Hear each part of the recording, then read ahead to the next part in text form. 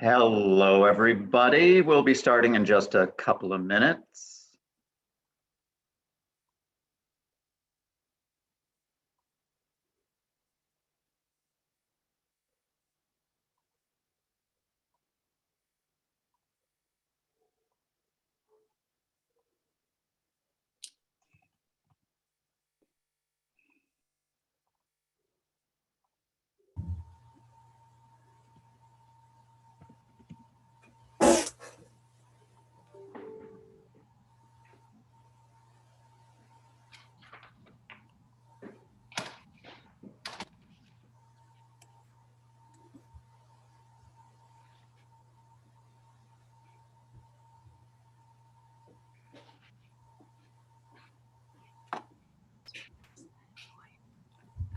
Trying to get the sound here for you. We're just going to give it a few more minutes. We're doing pretty good. We got about 63 in and about 85 signed up, I think. So we'll give it a couple more minutes, everyone. Thanks. Towards me and you'll be in the center. Please make sure you're muted. I hear a little bit of talking. So please double check bottom left that you are muted.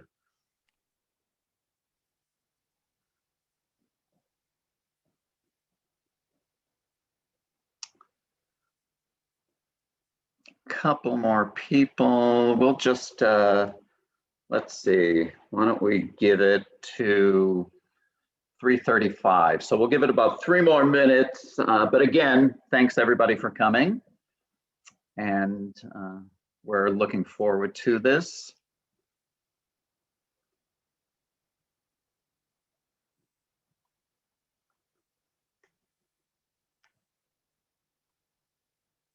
What do I have to do to be able to ask questions? Great question, and you'll be able to put it in the chat. We'll mention that that you can put all your questions in the chat, and Caitlin and I will be watching the chat as Megan does the presentation, and we will ask them all at the end. If you're not familiar with Zoom, just go towards the bottom of your screen, hover over the bottom, and there's a little icon that says chat, and that'll open up the chat box. So if you have any questions as we're going through, just put them in there and we will get through all of them at the end. Okay, thank you. Sure. Is this meeting going to be recorded? It is, yes, it's already recording. Okay, thanks. Sure. Will we be able to get that recording? Yes, you will. Caitlin will go over that for you. Okay, thank you. Sure. Just another minute here. We're still letting a few people in.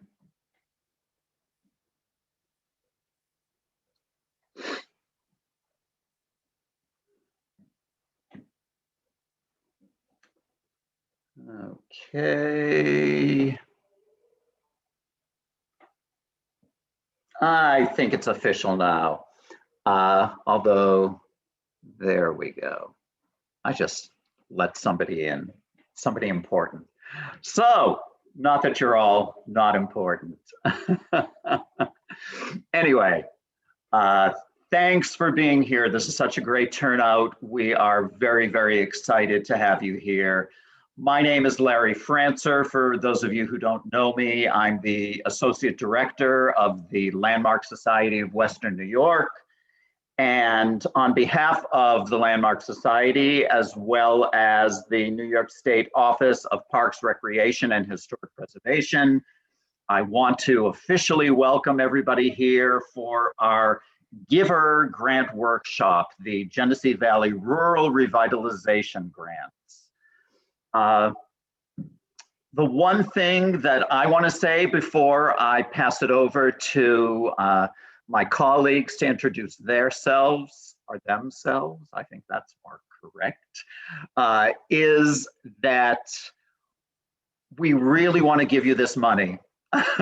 We're really excited about this grant, both SHPO, as well as the Landmark Society, we've been working very hard to make it as easy for you as possible. Please don't get overwhelmed with anything. Just know that the Landmark Society is here to help you through the process, and at times it may be a little overwhelming, but don't let it get you down, because as I said, we want to give you the money. We're really excited. And with that, I will pass it over to Fran, who can introduce herself from the SHPO office. Hi, everybody. I'm Fran Stern. I'm with the Office of Parks, Recreation, and Historic Preservation. And my function in all of this is kind of to do a lot of behind the scenes contracting type stuff when it comes to actually making these subgrant awards. But if there's any questions about eligibility that are particularly unique, or anything that I can help with, feel free to let me know. We're really excited about this partnership. We're really excited to talk about some of these projects, and that's all I'll say. So great. Thanks, Fran. And as I said earlier, but everybody might not have been on, please feel free to put in questions into the chat. Any questions you have. I just saw a really great question. And we will get to all of those at the end. We're going to hold them till the end, and then Caitlin and I will read them to, all of us, primarily Megan, but Megan or Fran, Caitlin or I will be answering those questions for you. So now let me introduce my colleague, Caitlin. Good afternoon, everyone. I was just checking on the time. Apparently, I don't know what time of day it was. Yes, good afternoon. My name is Caitlin Mivas. I'm the Director of Preservation at Landmark Society. We're thrilled to have you all here today, and we're really honored and thrilled to be partnering with the New York State Office of Parks, Recreation, and Historic Preservation, and to be partnering with them on this grant from the National Park Service. So like Larry said, we're going to hold questions until the end. So please, if you do have questions in the meantime and you don't want to forget them, feel free to put them in the chat box, which you can access by hovering over the bottom of your screen. There's a little chat icon, and that'll pop up a little box where you can put your question. And we'll be sure to address all of them at the very end, because chances are Megan will probably answer your questions before we get to the end. But we will leave no stone unturned if you have a question. And if it's something that gets super specific, we can always talk offline as well. So with that, I guess we'll turn it back to Megan. Hi, everyone, welcome. As Larry said, we are thrilled to see all of your interest in this program. And so I'm going to go ahead and get this started. As a reminder, if everyone can just make sure they stay muted during the presentation so that we don't have feedback and everyone can hear, and we will get to your questions at the end. So this presentation will walk through the grant program, what it is, eligibility requirements, and then we're going to walk you through the application process itself. So as we mentioned, we'll do questions at the end just to make sure that you get all the information ahead of time, and then we can address additional questions once we get through the presentation. All right. This program is funded by the Paul Bruhn Historic Preservation Grants Program through the Historic Preservation Fund, which is administered by the National Park Service, part of the Department of the Interior. The Historic Preservation Fund, which was founded in 1976, aims to provide preservation grants and financial assistance to state and local governments, tribes, nonprofits, and others to contribute to the preservation of the built environment and archaeological resources. The Genesee Valley Rural Revitalization, or GVRR for short, grant program is administered by the Landmark Society of Western New York, a Rochester-based nonprofit preservation organization, and the New York State Office of Parks, Recreation, and Historic Preservation. Grants will be awarded in amounts between $5,000 and $50,000 for historic restoration and rehabilitation capital projects in rural communities in the Finger Lakes and Western New York regions. The purpose of the GVRR grant is to help preserve the historic places that have shaped rural communities, their social fabric, and economy. There are a number of benefits that awardees will receive aside from the funding itself. Awardees will receive a membership with the Landmark Society's affiliate program for the duration of the grant project. This program provides a network of support to grassroots organizations and individuals doing local preservation work. Members of the affiliate program receive priority status for consultation with professional landmark staff and programs, as well as connections with numerous preservation-oriented organizations, contractors, and other related professionals. The Landmark Society will hold networking events and discussion sessions on a regular basis for grant recipients to learn from each other and other affiliate members. These events will be held virtually. Another benefit of the Giver program is the potential for more properties to become listed on the National Register of Historic Places. Properties listed in the National Register can take advantage of the New York State and federal rehabilitation tax credit programs and other preservation related funding sources. Now that you know a little about what Giver is, we'll move into who and what is eligible. Eligible building types include historic, commercial, industrial, civic, educational, or community-oriented buildings that are located within one of the 12 listed counties on your screen, spanning the Finger Lakes and Western New York regions. They must also have a public or community use. In general, state and federally owned buildings or privately owned residences will not be considered eligible for this program. The purpose of the grant is to reach more rural and or isolated communities, which requires the building to also be located within an incorporated village with a population of 4,000 people or less, or within a town with a population of 10,000 or less. The building must also be currently listed or determined eligible for listing in the National Register of Historic Places, either individually or within a district. The second point of eligibility is the applicant entity. The Giver grant is geared towards community-based nonprofits, local governments such as villages, towns, and counties, business owners who operate within a historic building and have the legal building owner's permission to apply, and other non-residential property owners who own an eligible building type, as previously discussed. Due to the nature of this grant program and its funding, residential homeowners and state or federal agencies are not eligible applicants. And finally, eligible projects. The Giver grant program will fund capital rehabilitation and restoration projects. This includes work such as roof replacement, masonry repair, window repair or replacement when appropriate, storefront restorations, weatherization such as storm window installation or window repair to properly fit openings, measures to bring a building into compliance with ADA requirements, and systems upgrades, which can include installation and upgrades of plumbing, electrical, and mechanical systems. Grant funds can also be used towards the completion of cultural resource surveys, which provide an overview on historic properties, structures, and objects potentially eligible for National Register listing. And finally, a portion of the grant funding may also be used to cover project soft costs, such as construction documents and condition assessments. It's important to note that the architect or engineering plans and specification costs cannot exceed 20% of the total grant. Ineligible projects include things like site work, landscaping, finishing of interior spaces, non-historic structures, and lighting systems. An example of an ineligible lighting system would be stage lighting in a theater, as it's not permanently attached to the building and is something you could take with you. In general, think of capital projects and expenses as work and materials that become part of the building itself and could not be removed if you were to vacate the property. Prior to completing and submitting the application, you will want to ensure your project meets the eligibility criteria. We've already discussed the location and National Register requirements, as well as the grant funding range between $5,000 to $50,000. Other important aspects to be aware of prior to submitting the application include the project completion date. The grant-funded project should be able to be completed within a 2-year period, which will be confirmed and set during the grant agreement process after awardees have been announced.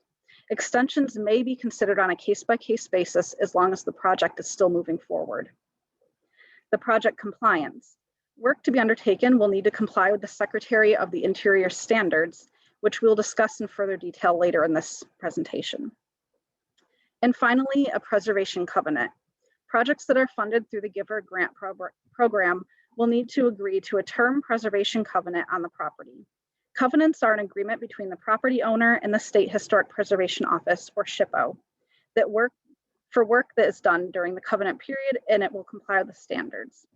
In general, a property owner will only need to consult with the SHPO on work during this period if it's something beyond general maintenance, such as an addition or other significant changes to the property.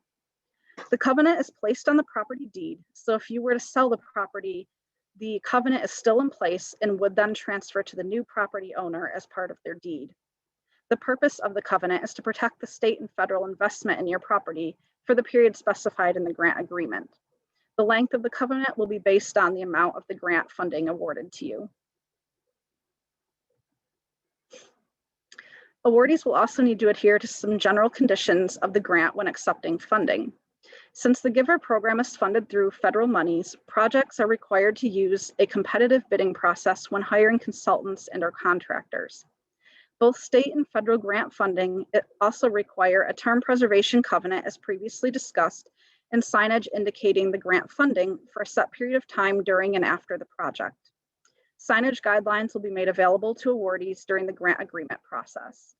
And finally, property owners are encouraged to pursue National Register of Historic Places listing if the property is not already designated. For properties that would be eligible within a historic district, Landmark and SHPO staff will work with you and your municipality to discuss options and how to move forward. We'll now transition into a more in-depth discussion on the application process and form. For those of you who have not already received the application and instructions, please reach out to me to request a copy. As this is an electronic submission, email is the best way to receive this application, and I can be reached at mclem@landmarksociety.org, and this will be up on the final slide for you as well. The application can be completed and signed electronically through Adobe Acrobat software. While you are welcome to complete and sign the application by hand, you will need to scan it back into a PDF form to submit through email. We encourage you to complete the application electronically, but if handwritten, please ensure that it is clear and legible. It's important to read through the application instructions. This document contains detailed information and clarification on what is requested on the application form and is broken down by section. So theoretically, you could just look for the section you need assistance with. If the instructions have not answered your question or you need further clarification, please reach out to the Landmark staff at any time. We're here to answer questions and help you through this process. And as Larry mentioned, we want to give you the money. There will be 2 funding rounds for the Giver grant program. Round 1 applications are due March 31st, and round 2 applications will be due September 30th. It's important to note that the application that you receive now would be for round 1 funding. In section 1 of the application, you'll provide general information on the historic property for which you're applying for grant funding. The property name refers to a commonly known historic or other name. However, if the building doesn't have a commonly known historic name or you aren't aware of one, you can either make up the name of your choosing or leave that line blank. You'll also include other information on the historic, current, and proposed uses of the building, the date of construction, and whether the property is listed in the National Register as either an individual property or within a historic district. The application instructions provide steps to find out if your property is listed if you aren't sure. However, if unsure, you're welcome to contact Landmark staff and we'll help you find that determination. You will also see a section on determination of eligibility for properties not currently listed in the National Register. If that is what your building falls under, you don't need to worry about that section, as Landmark staff will work with SHPO to provide the determination of eligibility for those properties. However, we would encourage you to reach out to us as soon as possible so that we know about your building, because we want to get that process started sooner rather than later so that that determination can be made by the deadline.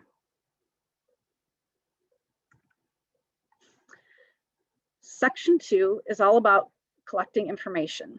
Contact information, that is. We will need to know who the applicant or applicant organization is, basically who's applying for the funding. You will need to provide contact information for the applicant or applicant organization and the project contact. The applicant contact needs to be somebody associated with the applicant or applicant organization. And the project contact, and that person will receive all of the mailed or emailed communication with us. The project contact needs to be someone who will be able to answer questions about the project, the application, and is the person that Landmark staff will set up a site visit with. This could be the same person as the applicant or organization applicant contact. If you'll be pursuing any survey work or national register work for multi-properties, you will need to include a municipal contact. This would be a person from your local government that we can work with in order to start that process. The section will also ask for you to check your applicant status, such as whether or not you're a nonprofit, a 501c3, a unit of local government, or a private owner. If the applicant is not the legal owner of the building, you will also need to provide the legal building owner's contact information as well as a letter of their consent for this application. And lastly, the section will ask for information on any local historic societies, preservation-oriented organizations, or development organizations in your community, town, or village. This information will allow the Landmark Society to update and expand our partnerships to ensure future opportunities are widespread. Section 3 is about the property and the project.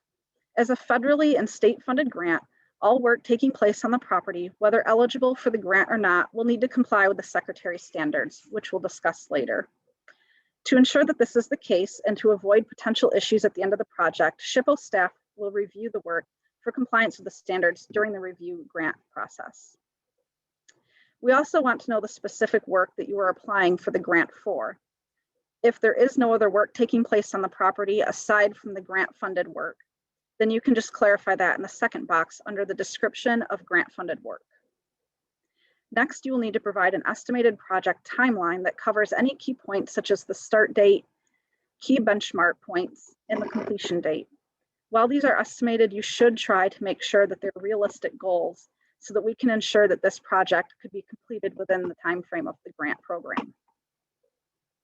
You will also need to provide a description of the historic and/or architectural significance of the property. Basically, we want to know why your building is important within a local, state, or national context. If your property is already listed in the National Register, you can find this information in the nomination itself. If your property is not listed, this section does not require overly in-depth research, but the more information you can provide, the better. Finally, you will need to provide a physical description of the property and information on construction and alterations. For example, the building you see on this slide could be described as a 3-story, 3-bay masonry commercial building. The first story contains 3 separate commercial spaces with an entrance to the upper floors. The second story retains 6 large 4/4 single-hung windows with rounded lintel detailing. And the third story is defined by a mansard roof form with a central dormer. Again, this just needs to be a general description of the building's appearance and materials. You don't need to use technical architectural terms. Then provide a brief description of any known construction or alterations to the building. If you aren't sure of exact dates of alterations, just an educated guess will be sufficient. In section 4, you will provide a description of the urgency of need. This should cover anything from significant structural issues or physical deterioration of the building to financial need or an urgent need to make the building useful. This section will be more heavily weighted during the application review, so be sure to tell the story and make a case for why the building is in jeopardy and the project needs the funding to move forward.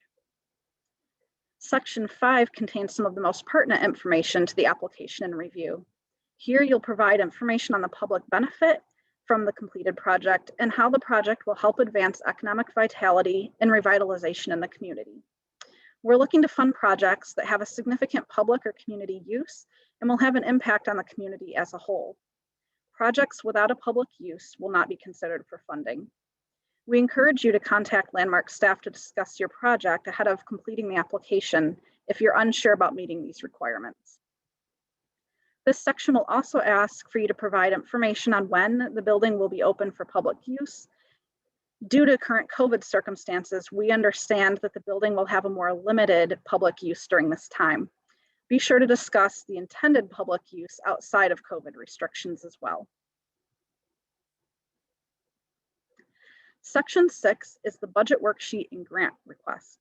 The application includes a fillable table with a number of different expense categories such as personnel, volunteer labor, consultant fees, contractor fees, travel, office supplies and materials, equipment, and other expenses. For each of these, there's a box to fill in detailed information on the expense and the cost value associated with each. The final column on the table is where we'll ask you to detail if any of these costs are covered by matches or in-kind funds. While the grant program does not require a match from the applicant, this will be important information when completing the grant agreement with the state later on. Additional details on the budget worksheet can be found in the application instructions, but as always, please contact Landmark staff if you have questions. The second page of the budget worksheet section includes a box where you'll be asked to list additional funding sources and the amounts that have been secured for this project. This should include any personal or organizational cash funds or funding from outside resources such as other organizations, the municipality, commercial or other private funding. Again, this section is just for additional funding that has already been secured as of the March 31st application deadline. You will also need to provide confirmation of those secured funds. At the end of this section, you will total the overall project costs, including both eligible and ineligible expenses, and then make your grant amount request. It's important to remember that the grant amount request should be between $5,000 and $50,000, and the amount should be justified through the answers you provide in the worksheet table. Only those costs related to the project's capital expenses, survey work, or soft costs are going to be eligible for giver funding. This slide provides some examples of eligible versus ineligible expenses. Again, eligible expenses are capital improvement costs, and you can kind of think of this as anything that's permanently attached to the building that you would not be able to take with you if you were to vacate this building. So some of the eligible expenses would include roofing, window or door repair, storefront repair, systems installation, foundation repairs, structural or stabilization work, and weatherization. And some of your ineligible expenses are things such as the personnel and salaries, travel, gas, or meals related to the work, office supplies and equipment, tools, and furniture or decor. If you're unsure about whether an expense is eligible, please contact the Landmark staff. In addition to the application form, you'll need to supply letters of support, photographs, drawings, product specifications, a map, and the application checklist when applicable. You are not required to submit letters of support. However, it's highly recommended as this will show public or municipal support for your project, which also helps justify your public benefit and impact section of the application. Letters should be submitted electronically with the application, or they can be submitted separately to mclem@landmarksociety.org. However, if submitted separately, the letter should make sure to reference the project that is applying for the giver funding. Photographs of the entire property also need to be submitted. This includes both exterior and interior photographs. The number of photographs will depend on the size of the building and the complexity of your project. In general, a photograph that shows the complete view of each side of the building, exterior of the building, and at least one or two interior photographs of each space, showing as much of the space as possible from floor to ceiling, should be sufficient. Since photographs will be submitted electronically, each photo file should be labeled with the project or building name and then an underscore in the view of what we're looking at. For example, the photograph on this slide could be labeled as Maston's _ north and west elevations. An example of a photo label can also be found in the application instructions. The reason photographs of the entire property are required is to assist the review of the project and also to ensure that any work undertaken complies with the Secretary's standards. If your project includes changes to the building layout, design, or even storefront work, You will need to provide existing, demolition, and proposed drawings to be reviewed with your application. If your project includes replacement of windows or new features, such as windows or roofing, you'll need to submit product specification information on the proposed replacement material. Typically, this information can be found on the manufacturer's website. And then to help with the grant review and to ensure your property is located in an eligible area, we do ask for a map with the location of your property clearly marked. This can be something as simple as a Google map with the pinpoint icon over your property. The map should include some surrounding context so that it's not zoomed in on only your property. In the very last page of the application form, you'll find the application checklist. This checklist is to help you ensure that you've completed the entire application and are including all of the required attachments. This checklist should be completed, checking next to each item as it's completed and added to the application and submitted with the application form. Once received, the application will be reviewed for completeness by the Landmark and SHPO staff, and you'll be contacted for clarification or additional information if needed. Applications will then be reviewed by the Grant Review Committee. All applications will be evaluated for information provided with a priority on public benefit and impact, urgency of need, scope of work or compliance with the standards, and the budget.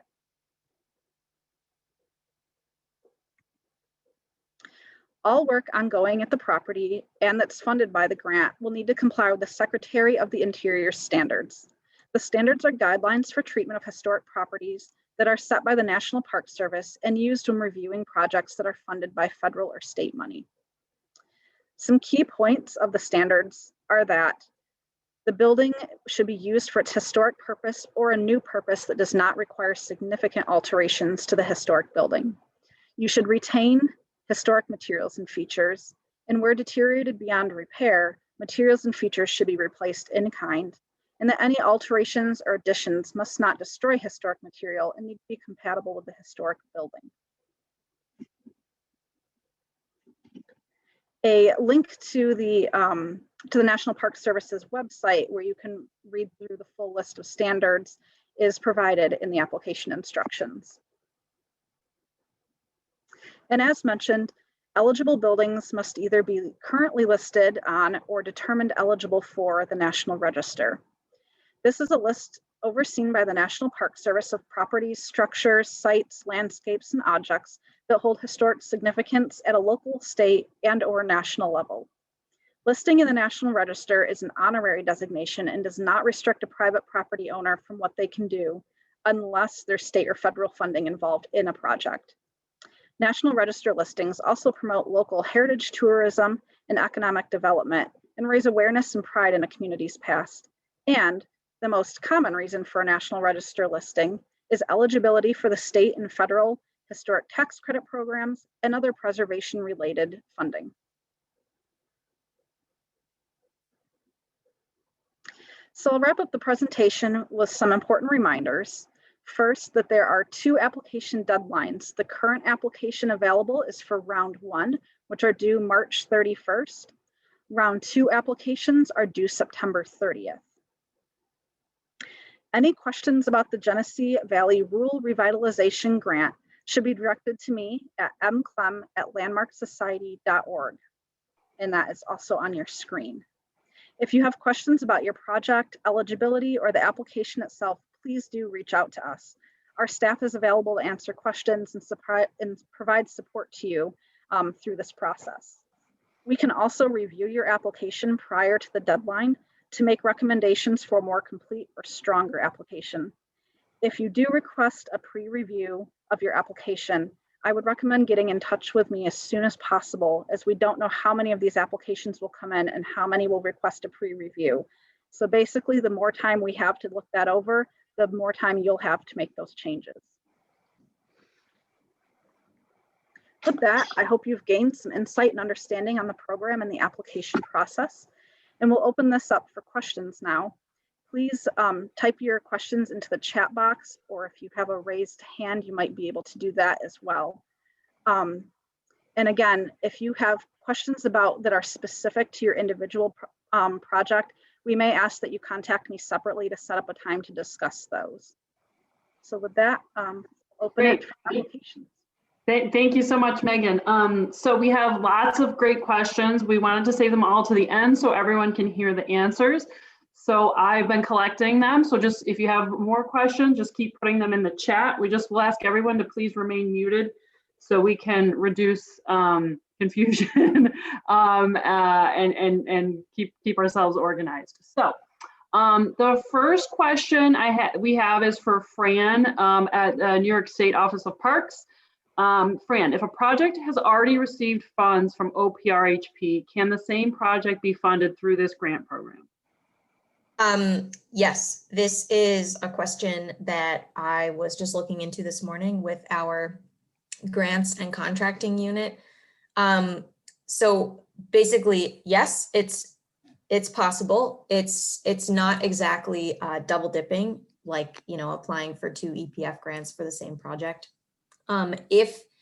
If you have an existing EPF grant or state grant that you're working on and you're applying for Paul Bruhn funds and it's for the same work on the same project, it will be a little bit complicated, but our grants bureau sees this as doable, meaning there are different procurement requirements for contractors for EPF grants than there are for Paul Bruhn, because these are federal funds that are also administered by the Park Service. So we'll have to make sure that we comply with all of their standards for that. And everything will have to be very carefully audited.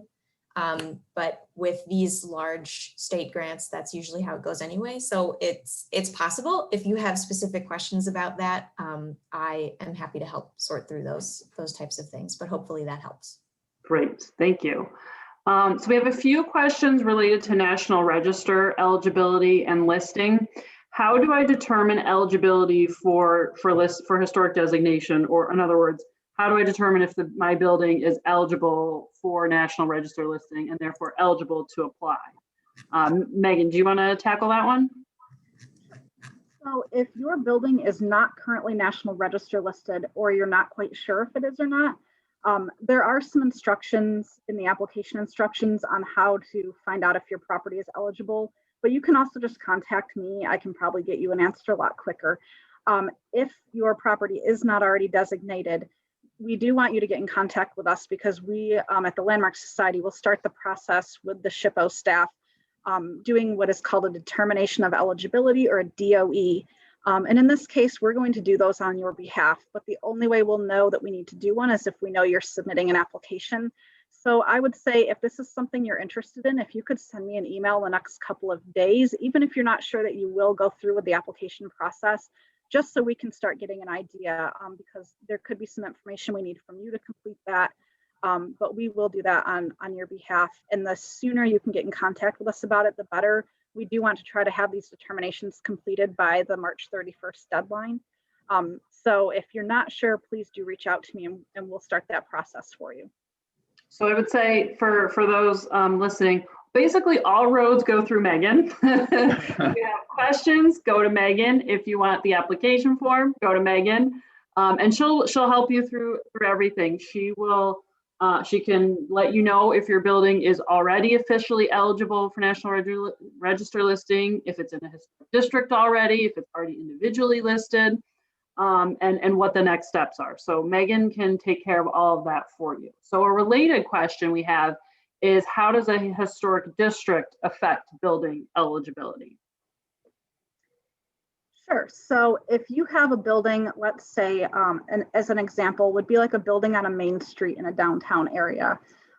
It's usually unlikely that your building would be individually eligible for the National Register, but could be eligible within what we call a historic district, which would probably likely encompass the whole downtown area. So what we would do in that case is we'd start a determination of eligibility with the SHPO to list a historic district there. In this case, your building doesn't necessarily have to be listed in the end. We just need to know that there would be an eligible district there. So we would work with you on that as well.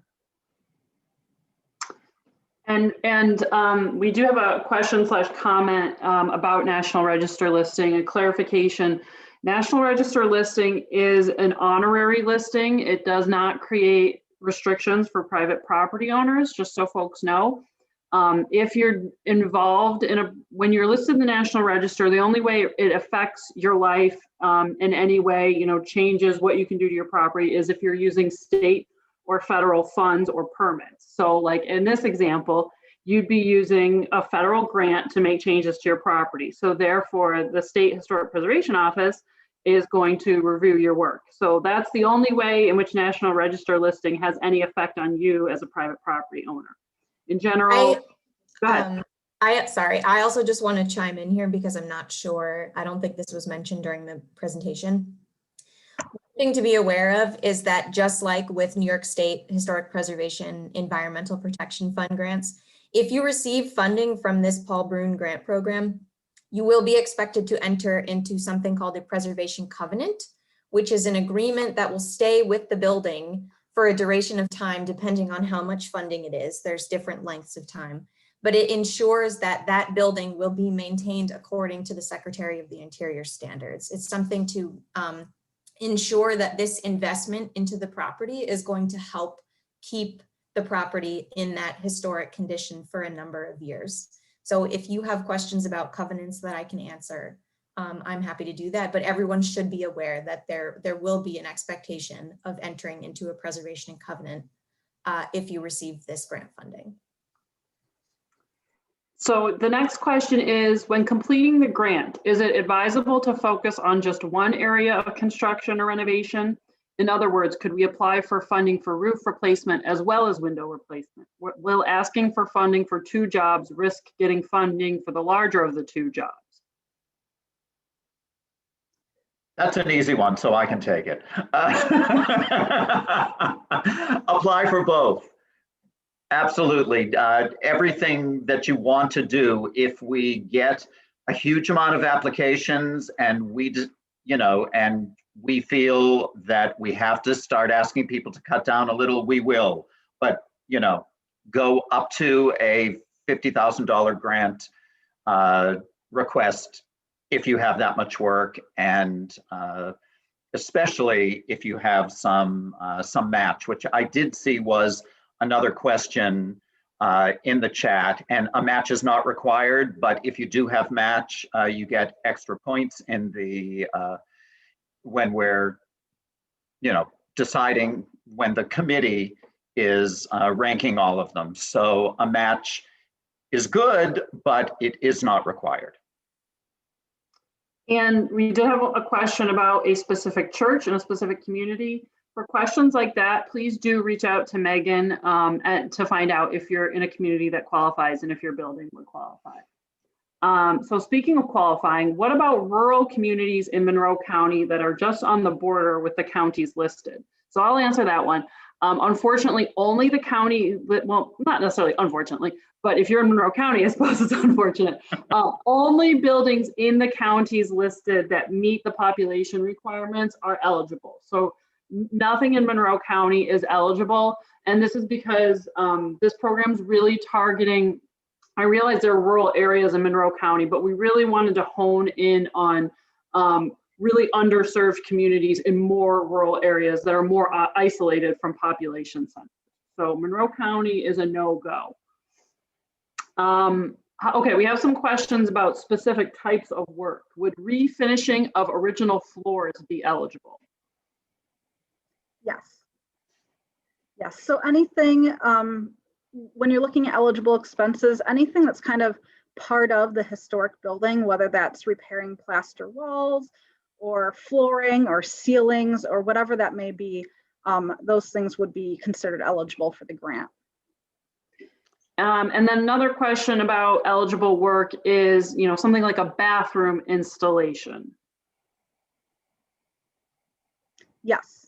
So I think if you're putting that in to make the building usable, then yes. So in specifically thinking about like ADA bathrooms, and maybe you're putting in a museum about some, and you need ADA bathrooms to meet that requirement, that would be an eligible expense.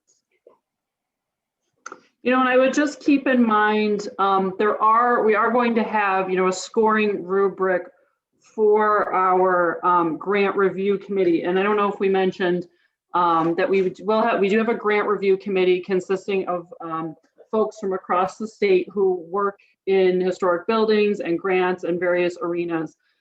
So, you know, something like that there are going to be the priority items that we've listed, you know, may in fact score higher than, you know, something like a bathroom. So things that are, you know, keeping a building standing, like putting on a new roof, or you know, something that has a arguably a larger or wider positive public impact may score higher. So, you know, those are things you can definitely discuss with Megan and get her feedback on if you have specific questions about that.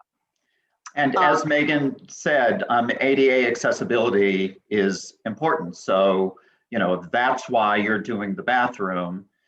Please, you know, spell that out. Absolutely, yeah. You know, ADA accessibility is definitely something we want to encourage. Our historic items, such as historic, I can't read, vehicles or watercraft eligible. I believe that's a no, correct? Correct, yes. So this grant program just covers buildings. So if you look back to the eligible building types, you really should be within, you know, your building should be one of those things. It doesn't, like, for example, the educational building, it doesn't mean that you have to use it for educational purposes now. Just if you have a historic school building that you're turning into a Community museum center. or community center, yeah. Those kind of things would be eligible. Things that weren't listed, like I know I've had a few questions already about churches, and while church buildings are not one of the eligible building types, if you can make an argument that that building will be serving the greater community beyond just the religious purposes of the church, then, you know, we would still consider that under eligibility. You could still apply. Depending on what it is and the use and how often it will be a public use outside that religious use could impact how it scores during the application review. But there are ways to have buildings outside of what we've listed considered eligible. But again, you really have to make that argument for the public benefit. Asbestos removal, is that eligible? Yes, absolutely. Anything that is making the building safer, kind of getting rid of contaminants, would be part of an eligible expense. So same thing.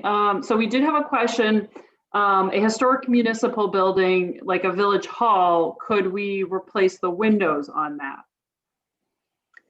So that's a maybe. That would be part of what you might want to get in touch with me ahead of time for, just so we can discuss it before you complete the application.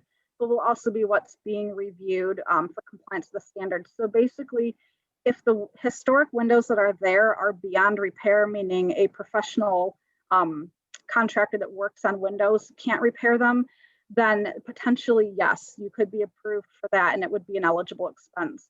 However, if they are in repairable condition, that's what we would actually require you to do for the grant funding. So we have some questions about eligible applicants.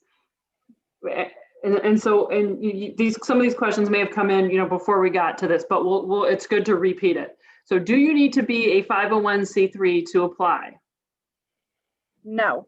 So a 501c3 is eligible, but you can also be a unit of local government, such as the county, the town, or the village, municipalities. Or you could be a private building owner, as long as you own one of the eligible building types and your project is going to have a community use at the end. You could also be a building renter who has the permission of the owner. And that was Larry read my mind. That was the next question. If you lease the building, who makes out the application? So that is kind of up to you. But if you lease, let's say, a commercial property in your village main street, you as the lessee, as the business owner, could apply as long as you have a letter of consent from the building owner. It's really up to you to kind of work that out with the property owner, but you do not have to be the building owner as long as you have the building owner's permission. Right. Do we foresee this grant program being available beyond 2021, or is this a one-time funding program? Maybe I'll take that again.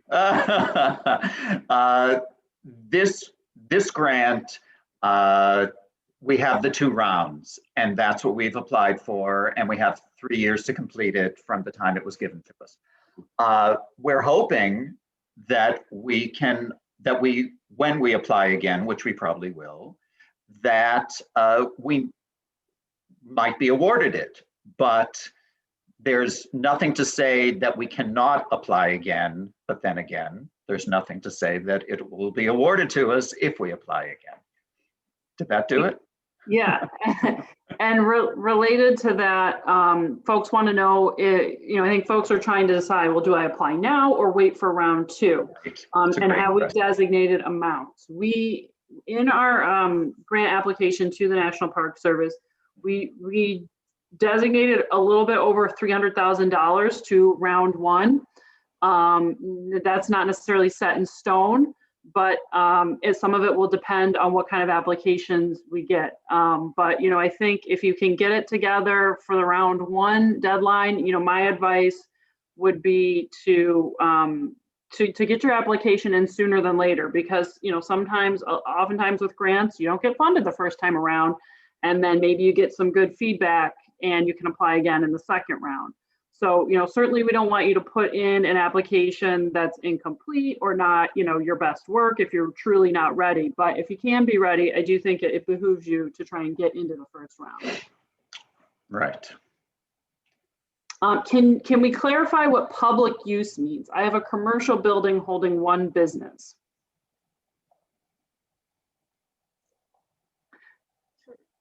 You want me to take it? Sure. I'll take that one. So, yeah, it doesn't mean that it needs to be, when we think of public, we might think of a municipally owned building, a publicly owned building. It just has to be a building that serves some kind of public use in some way. And some of that is going to be up to interpretation and up to you to make that argument to the grant review committee. But things like a commercial, like we've said several times, a commercial building in a village main street, if you've got a local business in there and you need to fix up the storefront or, create some handicap accessibility or, update your heating and ventilation system, if it's a commercial enterprise and the public goes in there to shop at your store or eat at your restaurant, that's what under this grant, we are considering that a public use. Now, I don't think we've gotten this question yet. Would moving a building to another site be eligible? Right. I can start that and then maybe someone else might want to finish it off. Likely no, and I'm going to say not, only because part of the requirement for this grant is to be National Register eligible or National Register listed. And generally a building is not going to be National Register eligible if you move it from its historic location. There may be instances where there's exceptions to that, but I can't really think of any offhand. So generally, no, these funds would not be able to help with that. Yeah, I would concur with that. So just going back to the question of the 2 different rounds, yes, the amount that we were awarded, that the state was awarded from, that State Parks was awarded from the National Park Service, that $700,000 amount is split between those 2 rounds. What is the length of time from application to award date? Great question. So the first round of applications are due March 31st, and we will make the award announcements probably in late June. And then the second round of applications will be due September 30th, and it'll be a similar timeline there. And a question, if you are not approved in the first round, do you need to apply in the second round, or will it automatically be considered in the second round? I think probably, Megan, we will have people reapply. Yeah. Right. Yeah, I think reapplying is what you'll need to do, partially because It'll be a new application, probably all the same information on it, but right now the application that will be provided says round 1. So we'll just need a completed round 2. But if you've applied in round 1 and don't get funded, you should be able to just kind of copy and paste your answers right over. Although if you weren't funded, there may be a good reason and you want to change the application up, you know, change things around a little bit. But if it just comes down to the fact that we ran out of money and you didn't have enough points in the scoring, you know, you still may want to think about how to make it a stronger application. How important, so we said matching funds are not necessary. How important are they in rating the applications? And that goes to another question that we had is have the review criteria and point systems been established yet?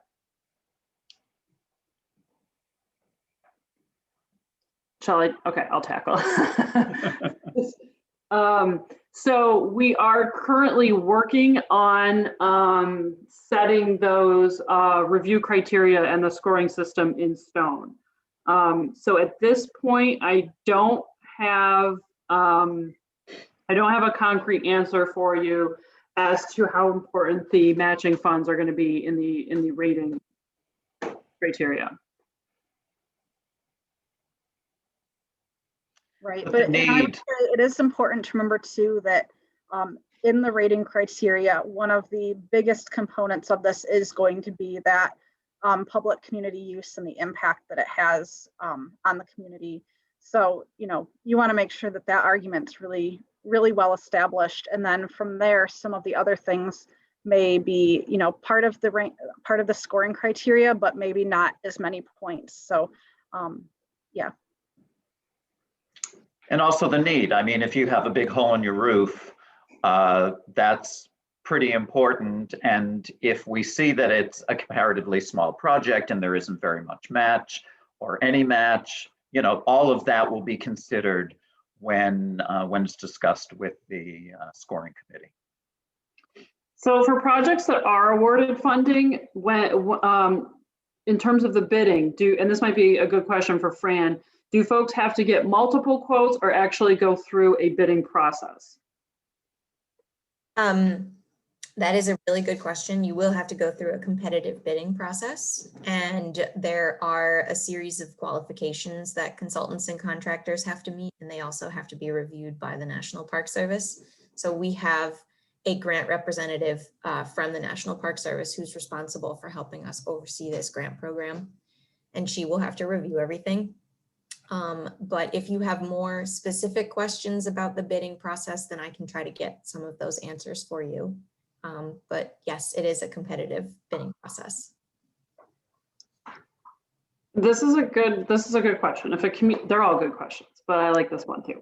If the community is interested in submitting applications for multiple buildings, are they better off submitting them together through a development agency, or should they have individual owners or businesses submit the applications on their own? I can take that one if you want.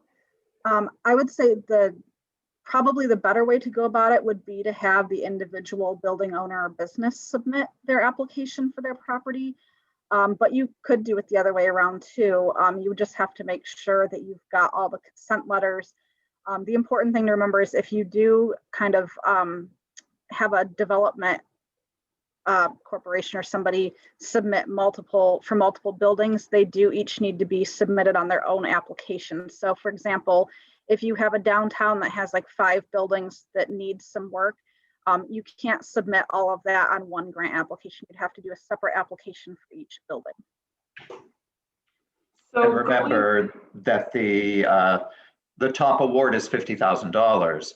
So if you feel that it'll work for you to put 2 buildings in that come up to $50,000 and they relate to each other, that might be helpful. But you know, if there are 4 or 5 different buildings, just realize that if they're put in individually, each of them can do an application for between $5,000 and $50,000.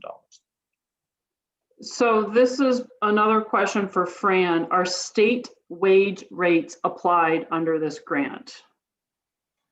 Yes, I believe so. I was actually just looking up this information in our grant agreement. We have, there's some information from the federal government that I can send that has to do with wage rates. Perfect. So going back, we have a couple of questions about what exactly does it mean that this is a reimbursement program?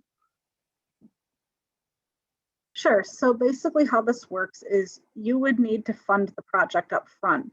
Once you've completed the work, then you submit actually through the state, and that's how you are reimbursed. So basically it's a payment back to you after the project is completed and the final work has been approved. I believe that there's going to be the opportunity, let's say that you have multiple projects, roof replacement, storefront repair, and window repair. I believe that you will be allowed to submit for reimbursement as projects are completed, if I'm remembering correctly, Fran. So basically, if you get the new roof put on before having to fund the storefront project, you could be reimbursed, given the money for the portion that is for the expense for the roof, and then move on to the storefront. So you have that option. You can either be reimbursed given the money as you complete projects, or at the very end once everything is completed. And related to that, related to that, folks want to know if there's bridge financing available so that you have the money to spend before you get reimbursed. There is not through this program specifically. Our statewide colleagues at the Preservation League of New York State do have a revolving loan program, and you can it's not connected to this grant program. You can certainly reach out to them. I know, folks who have received EPF funding from state parks have been able to take advantage of that. So that may be an option. Let's see, are design and architect costs for building reuse of upper floors eligible for funding?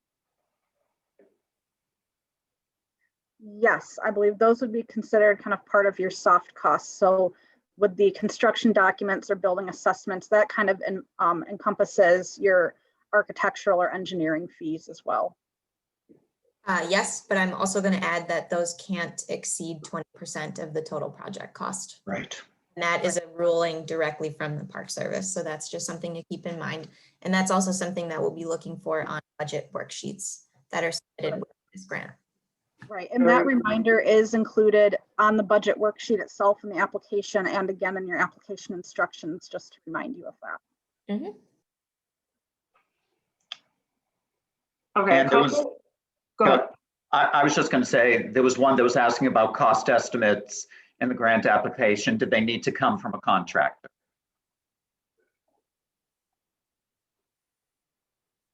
I would say no, not necessarily, especially depending on the complexity, but you want to be demonstrating that these are real numbers that you've come up with. So we don't necessarily need to see a formal proposal from the roofing contractor who's doing the work, but we are going to have folks on our committee who work in this field, such as architects, and if your numbers aren't realistic, they're going to know that, and that's going to affect your scoring.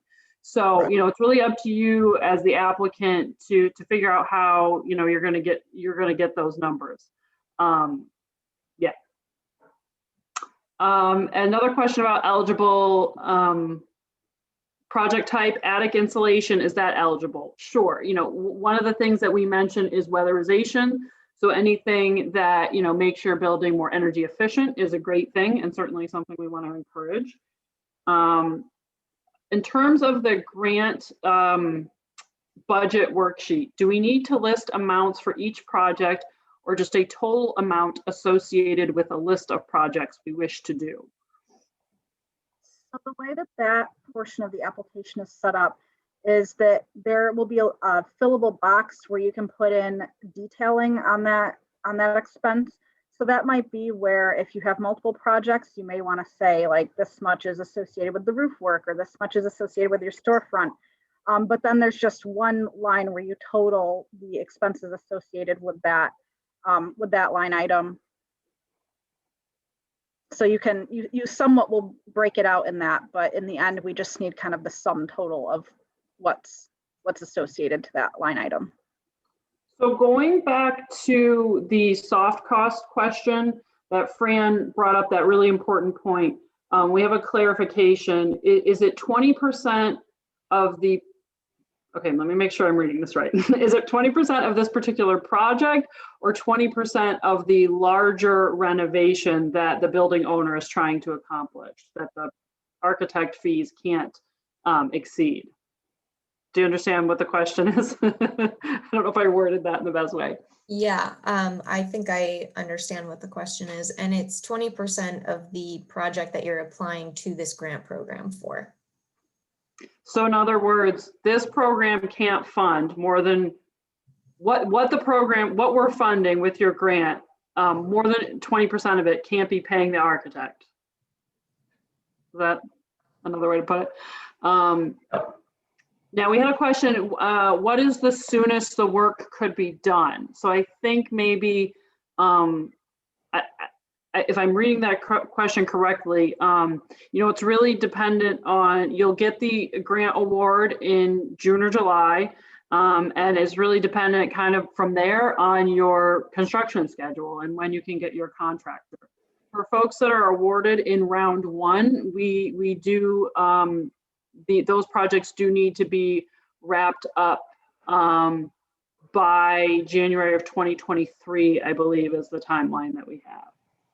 So also 2 years. To point out that eligible work for this grant the grant can't cover work that you've already completed. So you need to wait until you have the approval from the grant to move forward with this work. And then another, I think a related question, so you can submit the grant before the work is done, but you won't get the money until after the work is done.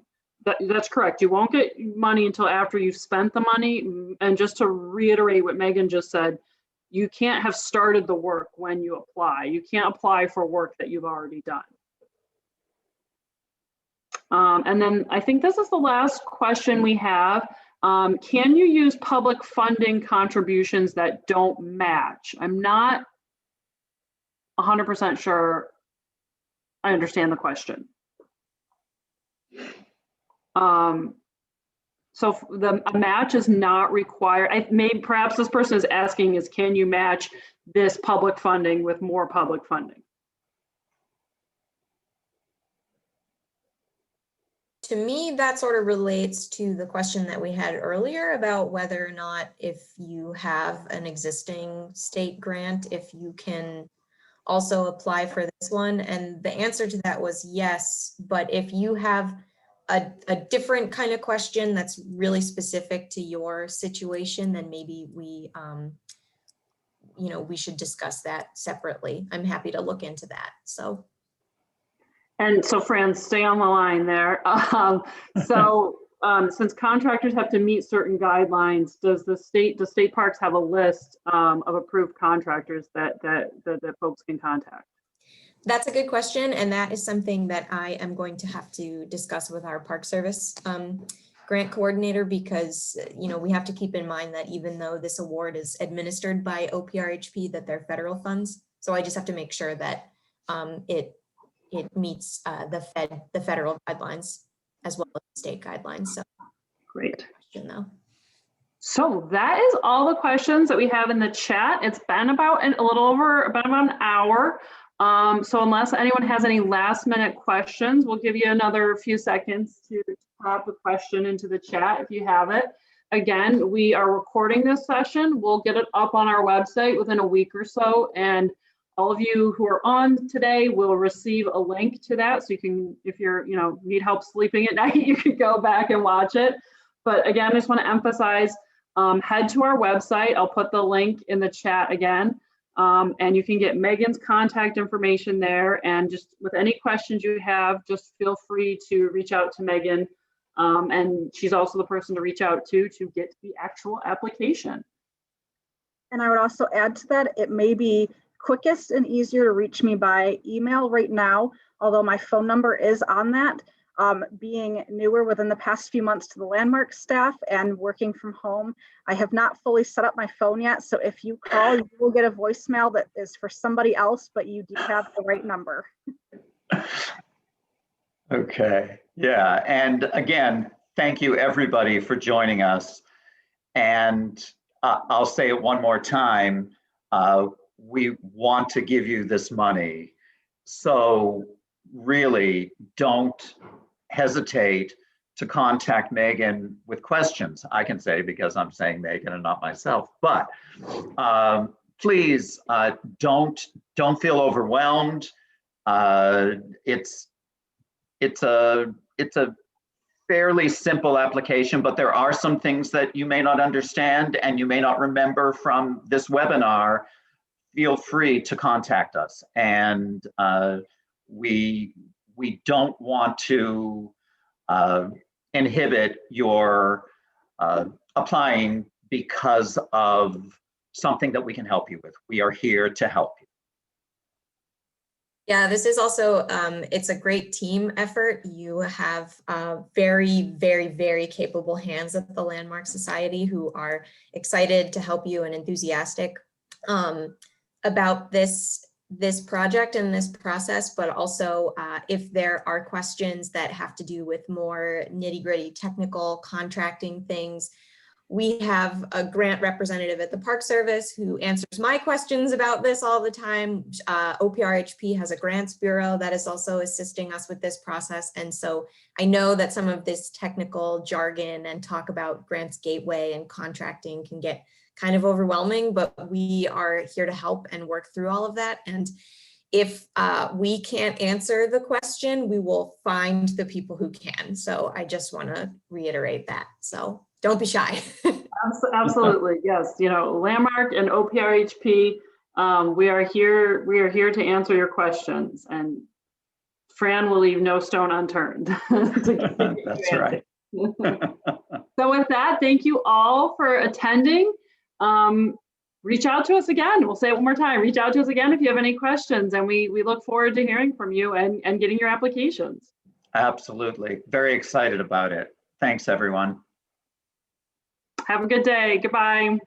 Bye-bye.